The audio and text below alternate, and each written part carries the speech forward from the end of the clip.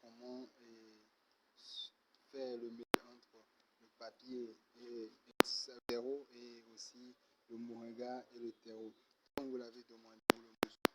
Et par rapport à ça, vous voyez, c'est exactement comme ça.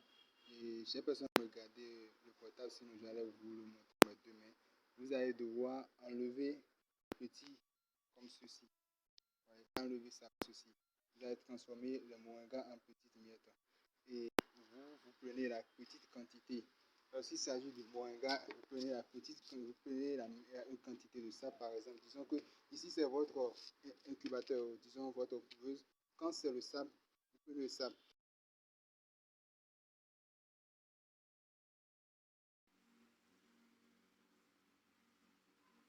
Des feuilles de papier comme ça découpées. Vous allez découper ça en miettes.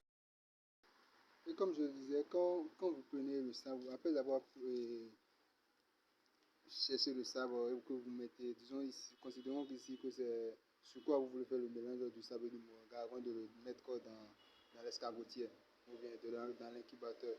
Donc vous essayez de mélanger. Pourquoi on dit de mélanger le sable d'abord avant de mettre ça dans l'escagotière avec du moringa ou du papier? C'est pour empêcher le sable de se compacter au fait, quoi.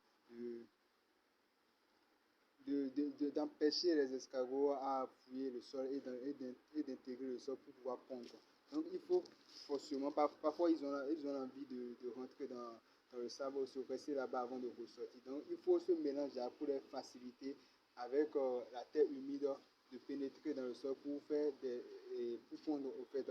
Donc il va vous falloir parfois, si vous ne voulez pas faire un grain ainsi, vous voyez, il faut que ça soit comme ceci.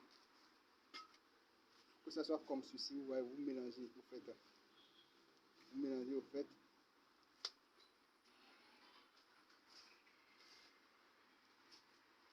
Vous mélangez au fait. Encore, même si vous allez voir, même si je verse de l'eau sur ça ou bien vous arrosez, l'escargot n'aura pas de difficulté à creuser et entrer pour pondre des œufs. Maintenant, et dans le cas du papier, c'est très simple. Vous allez demander à ce que je coupe le papier, vous allez voir. J'ai transformé n'importe quelle sorte de papier. Vous pouvez le transformer ainsi. Vous voyez, j'ai coupé en des pièces, des petites pièces. Vous le mettez là. C'est très simple. Vous y ajoutez du sable.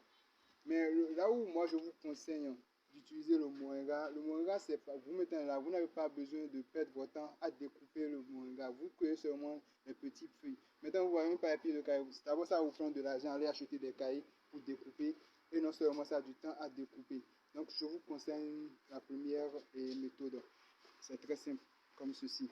Et encore, les escargots, ils aiment manger les feuilles, les papiers de cahier. Donc, vous mélangez seulement. C'est très simple. Vous allez voir. Et même si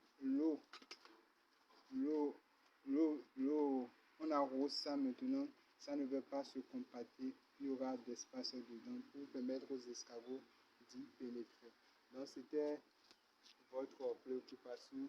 Ça, et vous avez demandé à voir la vidéo, donc je voulais envoyer. Merci beaucoup.